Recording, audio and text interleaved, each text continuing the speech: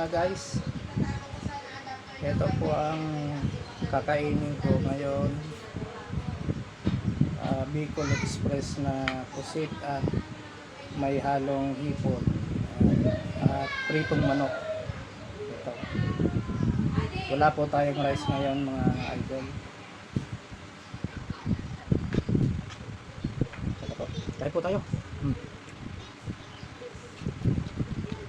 Bicol Express na pusit. Hindi siya maalat. Tama lang yung timpla. Ito yung manok na prito.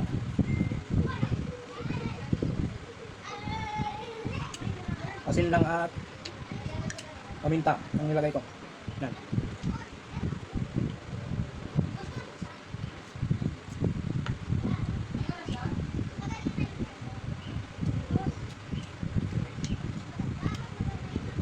Kain tayo guys. Hipon. Ito yung chili oil, garlic. At ito yung balat ng manok. Pinakrispy ko lang.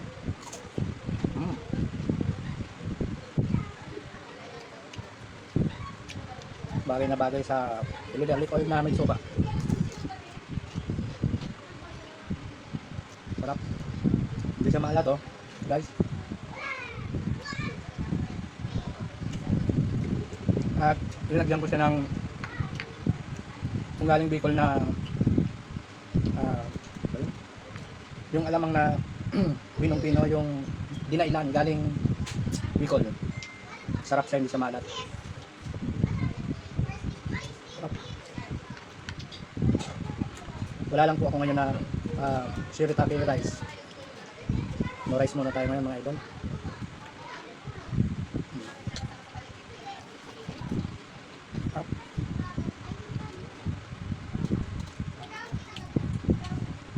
Ito po ang first meal ko ngayon.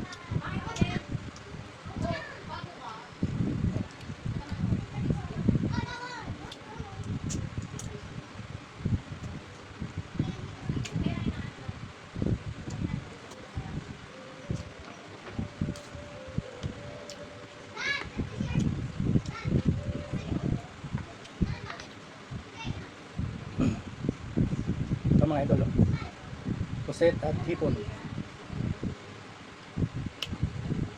May gata siya.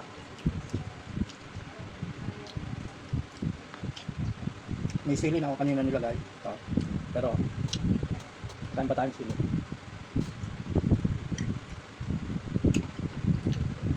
Sarap. Hindi maalat.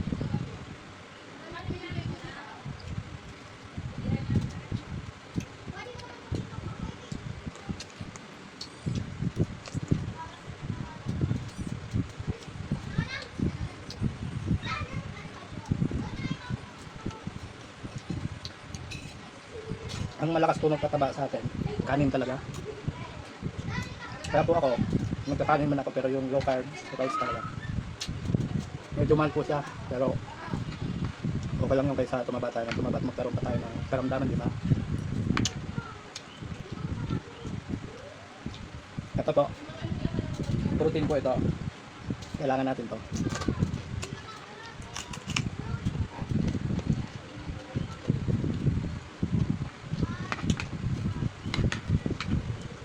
Ito nga pala, nilagyan ko siya ng chicken din pala, ng Bicol Express.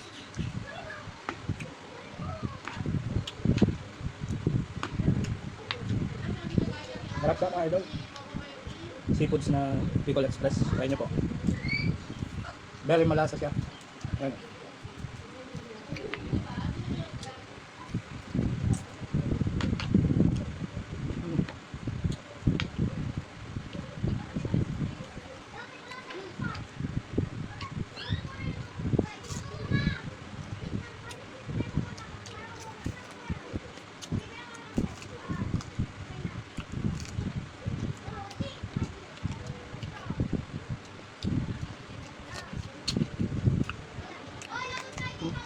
Ang lutong.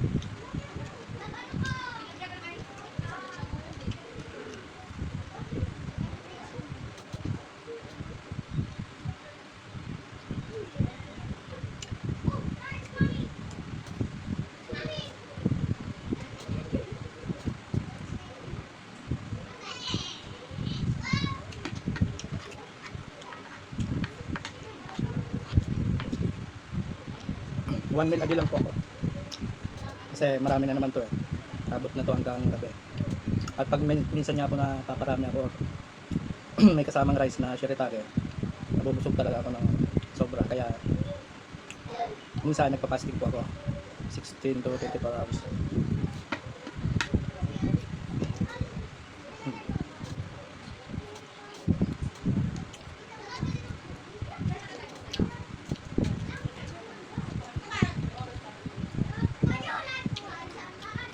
Nakabusog kaya kahit walang rice.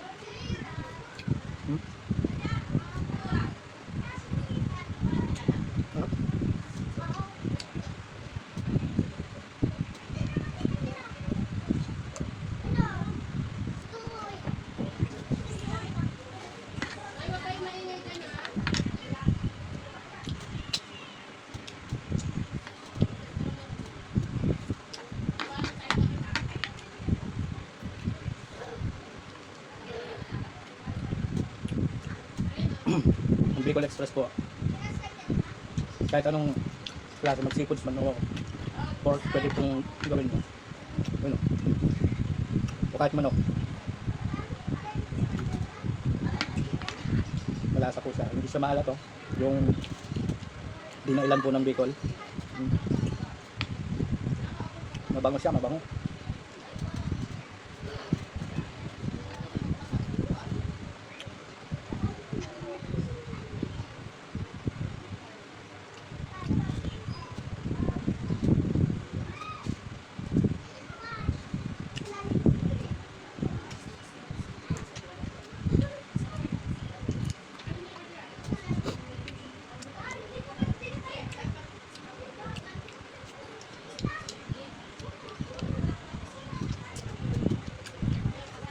Baka po may magsabi sa inyo, wala ngang rice, ang dami naman ginakain ko na karne. Okay lang po to, para sapat naman yung ating energy na makuha dito.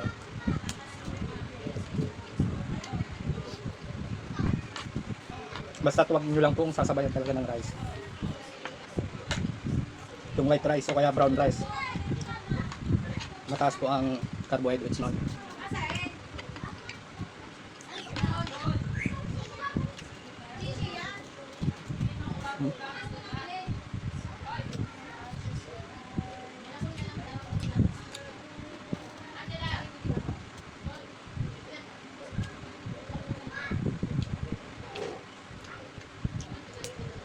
Kakabusog po siya kahit walang rice talaga.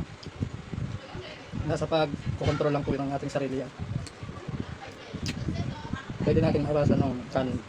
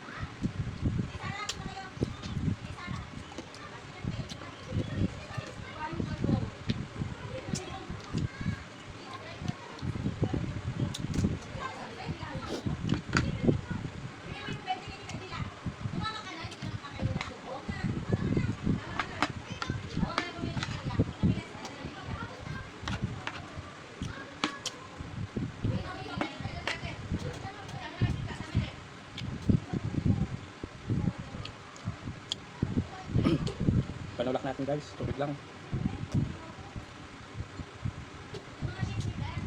Hindi na po tayo uminom ng mga kahit anong klaseng mga drinks na matatamis.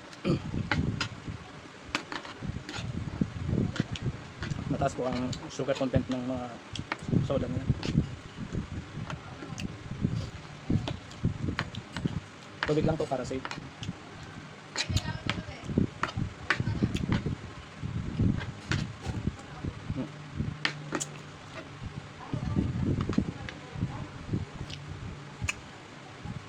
Suka.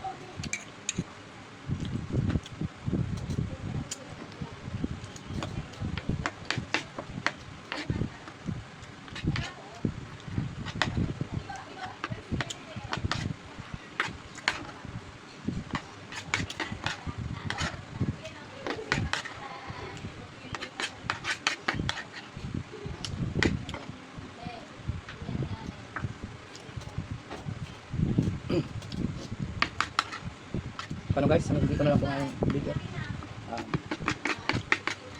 Sa susunod po ulit, kita tayo. Maraming salamat. Bye-bye.